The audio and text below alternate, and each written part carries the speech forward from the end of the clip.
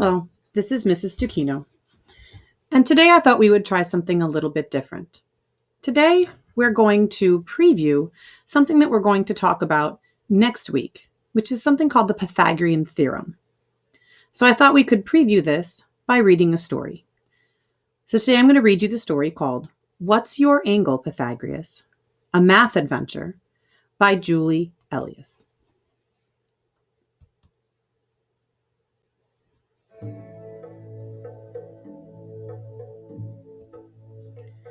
One day, Pythagoras sat in the shade of an old olive tree. He could see the harbor and the sparkling blue sea around the island where he lived. Nearby, two workmen were building a temple. They began to argue. "This ladder is too short to reach the roof," Pythagoras grumbled. "That's not possible," said Saltos. "The wall is 12 feet tall, so I made the ladder 12 feet long." Pythagoras roared. "The ladder only reaches the roof when it is flat against the wall. Then no one can climb it. This is as bad as the columns on the porch." Pythagoras poked his head out from behind a tree. "What's wrong with the columns?" he asked. Pythagoras frowned. "It's that pesky Pythagoras again. Stop bothering us. At this rate, we'll never finish the temple." As the workmen argued, Pythagoras crept around the other side of the building. 4 columns stood on crooked bases. Some columns leaned to the left, others tilted to the right. "These columns will never hold up a roof," Pythagoras said to himself. "I wish there were something I could do to help." Still thinking about the problem, he ran home for dinner. When he got home, his father was talking about his ship. "I sailed to Crete with a shipload of tiles, but Lepus and Boundus got there before me. With their fast new ship, they will take away all my customers." Through a mouthful of bread and olives, Pythagoras asked, "Father, you always sail to Rhodes first and then to Crete. Why don't you just sail straight from here to Crete? It would be a lot faster." "It's too dangerous," his father replied. "It would not be safe to sail straight from here to Crete unless I knew the exact distance. Out at sea, I could miss Crete and end up anywhere. I'm leaving for Egypt tomorrow. I want you to come with me, son. One day, you will command my merchant ships, and you have much to learn." At dawn the next morning, Pythagoras and his father set sail. As they sailed along the coast, Pythagoras said, "I can't wait to see Alexandria. I hear they have great buildings there. I might want to be a builder someday." "But son, you are going to be a merchant," his father said. "The life of a merchant is exciting. You get to sail to faraway places." He put an arm around Pythagoras' shoulders. "You just have to look at it from the right angle." Soon, they were sailing into the port of Alexandria, the capital city of Egypt. Pythagoras marveled at the great lighthouse that stood proudly against the sky. "Saltos and Pythagoras should see this," he exclaimed. At the dock, a man greeted them. "I am the builder, Nefer Helper Herper Skepper, but people call me Neph. I'm here for the tiles." Pythagoras was excited to meet a real builder. "Have you built anything around here?" he asked. Neph nodded. "As a matter of fact, I helped build the lighthouse." "How did you get the base so straight?" Pythagoras asked, thinking of the crooked columns back at home. "You must be a master builder." Neph smiled and stuck out his chest. "The secret is this special rope that's been in my family for ages." "You used a knotted rope to cut stone?" Pythagoras asked. Neph laughed. "My dear boy, this rope does not cut stone. I use the rope to make a special triangle. I call it the right triangle because it helps me make a nice square corner that's exactly the right angle for cutting stone." Neph let Pythagoras hold the rope. Pythagoras made some triangles, but none had the right angle. "How long do you make each side?" he asked. "Oh, I've shown you too much already," chuckled Neff as he took back his rope. "Why don't you run along now?" As his father and Neff talked, Pythagoras found an old piece of rope and tied knots in it. He pulled the rope into different triangles. Finally, he made a triangle that seemed right. It had 3 lengths on one side, 4 lengths on another side, and 5 lengths on the longest side. "I've got it," he said to himself. Just then, Pythagoras' father called him. "Carry this crate of tiles, son. Neff and I will carry the rest." "I would carry them," Neff sighed, "but I've hurt my thumb, so I can't. You'll have to make 2 trips." When they got to the house Neff was building, he said, "While you get the rest of the tiles, I'll go get the money I owe you." Grumbling, Pythagoras' father headed back to the ship. Neff patted Pythagoras on the head. "Be a good boy and watch these tiles for me," he said as he disappeared into the house. "And don't touch anything." Pythagoras looked around the sunny courtyard. In the middle stood a statue base made of stone. He took some tiles out of the crate just to see how they would look around the base. "I can put them back quickly," he thought. He made a row of 3 red tiles along one side of the statue base. He added 2 more rows of red tiles, making a square. "Some of these crates have blue tiles," Pythagoras said. Soon, red and blue tiles were scattered everywhere. Pythagoras made a square of blue tiles and a big square of red and blue tiles. He was admiring his work when he noticed. This statue base is a right triangle. Its sides are 3, 4, and 5 tiles long. He counted the tiles. Strange, he thought. The 9 tiles in the red square plus the 16 tiles in the blue square equal 25 tiles. There are exactly 25 tiles in the big red and blue square. Suddenly, a voice demanded, "What do you think you're doing?" Neff rushed into the courtyard. Pythagoras' father was right behind him. "What's all this?" Neff snapped. "I'm sorry," Pythagoras said. "I was going to put the tiles back, but I found out something interesting." "I don't care what you found," interrupted Neff. "Look at this mess." "Pythagoras, pick up the tiles," his father said sternly, "and hurry. We have many more stops to make today." The next day, Pythagoras and his father set sail for home. To pass the time, Pythagoras drew a picture of the square tiles he had made. The square with 3 tiles on each side had 9 tiles, and the one with 4 on each side had 16 tiles, and the one with 5 on each side had 25 tiles. So, in a square, the length of a side times itself is the number of tiles in the whole square. I'll call it squaring. When I multiply a number by itself, 3 times 3 is 3 squared. I'll write it 3 squared. Pythagoras drew a new picture. 3 squared plus 4 squared equals 5 squared, he said to himself. I wonder if the squares on the sides of other right triangles add up the same way, he thought. Pythagoras practically flew off the ship when he got home. He couldn't wait to tell Saltos and Pepros about the special knotted rope and the secret of the right triangle. When he got to the unfinished temple, Saltos and Pepros were not there. The ladder was on the ground where Pepros had thrown it. That ladder would be easy to climb if the bottom were about 5 feet from the wall, Pythagoras thought.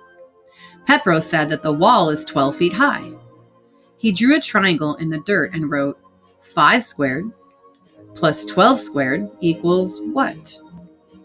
5 squared is 25, 12 squared is 144, and 25 plus 144 equals 169. And 169 is equal to 13 squared, or 13 times 13. That's it. The ladder needs to be 13 feet long. He fixed the ladder and headed home. At home, Pythagoras got out a map. He looked at it closely. I wonder, he said to himself. That night, Pythagoras announced, I found the distance from here to Crete. His father nearly choked on a fig. His mother asked, How can that be, son? Pythagoras answered, I discovered a pattern that works for any right triangle. I used it to figure out the distance. Now, father, can sail straight from here to Crete. His father stood up. Son, I cannot risk my ship because of some triangle. Father, Pythagoras started to explain. At that moment, Saltos and Pepros came rushing in, puffing hard as if they'd raced up the hill. Pepros turned to Pythagoras. You did something to our ladder. Has Pythagoras been bothering you again? His father asked, frowning. Saltos shook his head. No, he made our ladder the perfect length. We'll be able to finish the roof now. Pepros added, Then all we have to do is fix the crooked bases of the columns. Maybe I can help, Pythagoras offered. Use my rope to make right angles. If you use a right angle to make the bases straight, the columns will stand straight. Saltos laughed. Great, now we can finish the temple on time. You're welcome to stop by and help us anytime you like. Pythagoras' father said, Son, on second thought, maybe you should tell me about the distance to Crete. Pythagoras explained, Our island, Samos, forms a right triangle with Rhodes and Crete. If I call the sides of the triangle A, B, and C, I can use my right triangle pattern, A squared plus B squared equals C squared, to figure out the distance from here to Crete. You can see how A squared plus B squared equals 34,225. To find C, the distance between here and Crete, I had to find what number, multiplied by itself, equals 34,225.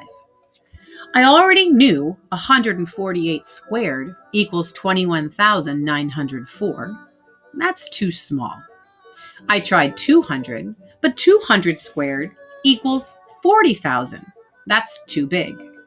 I tried 180, and 180 squared equals 32,400. That's close. Then I tried 185 times 185. That's exactly 34,225. So the distance from our island to Crete is 185 miles. Everyone was amazed. Pythagoras' father clapped him on the back. Good thinking, son. You'll make a fine merchant someday. Pythagoras' mother said gently, Perhaps he can use his quick mind for other things. His father nodded. Son, with your clear thinking, you could be a general, a senator, a teacher, or anything you want. It's your choice. Pythagoras smiled. He hoped to do great things in the future. A few days later, Pythagoras saw his father's boat sailing into the harbor. His father ran to greet him. Pythagoras, you were right. I made it to Crete in record time, his father said, hugging him. Pythagoras looked up at his father and said, You were right too. I just had to learn how to look at things from the right angle.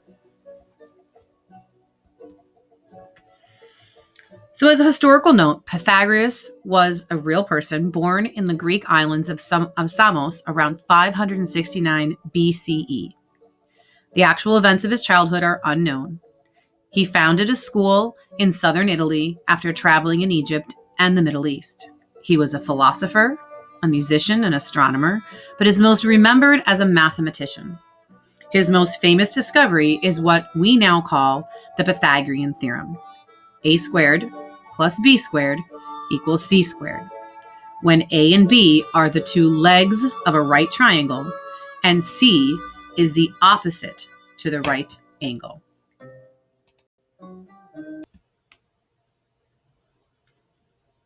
All right, so there's one more thing I want to do, and that is I would like to have you take a look at this video, and when we're finished with the video, you will be done for the day.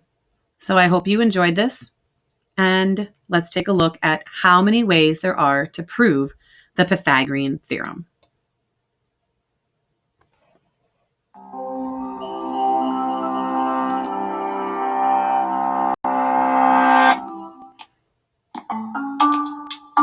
What do Euclid, 12-year-old Einstein, and American President James Garfield have in common? They all came up with elegant proofs for the famous Pythagorean theorem, the rule that says for a right triangle, the square of one side plus the square of the other side is equal to the square of the hypotenuse. In other words, a squared plus b squared equals c squared. This statement is one of the most fundamental rules of geometry and the basis for practical applications like constructing stable buildings and triangulating GPS coordinates.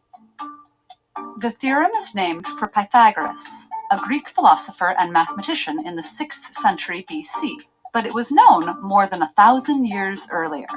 A Babylonian tablet from around 1800 BC lists 15 sets of numbers that satisfy the theorem. Some historians speculate that ancient Egyptian surveyors used one such set of numbers, 3, 4, 5, to make square corners.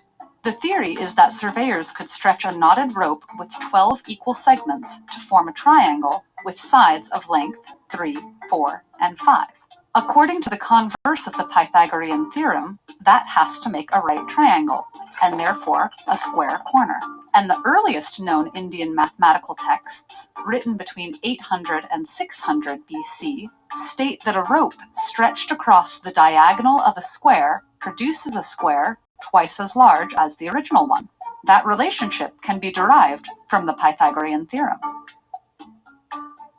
But how do we know that the theorem is true for every right triangle on a flat surface, not just the ones these mathematicians and surveyors knew about? Because we can prove it. Proofs use existing mathematical rules and logic to demonstrate that a theorem must hold true all the time. One classic proof, often attributed to Pythagoras himself, uses a strategy called proof by rearrangement. Take 4 identical right triangles with side lengths A and B and hypotenuse length C. Arrange them so that their hypotenuses form a tilted square. The area of that square is c squared.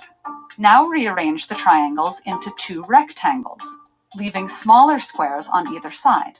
The areas of those squares are a squared and b squared. Here's the key. The total area of the figure didn't change, and the areas of the triangles didn't change. So the empty space in one, c squared, must be equal to the empty space in the other, a squared plus b squared. Another proof comes from a fellow Greek mathematician, Euclid, and was also stumbled upon almost 2,000 years later by 12-year-old Einstein. This proof divides one right triangle into 2 others and uses the principle that if the corresponding angles of 2 triangles are the same, the ratio of their sides is the same too. So for these 3 similar triangles, you can write these expressions for their sides.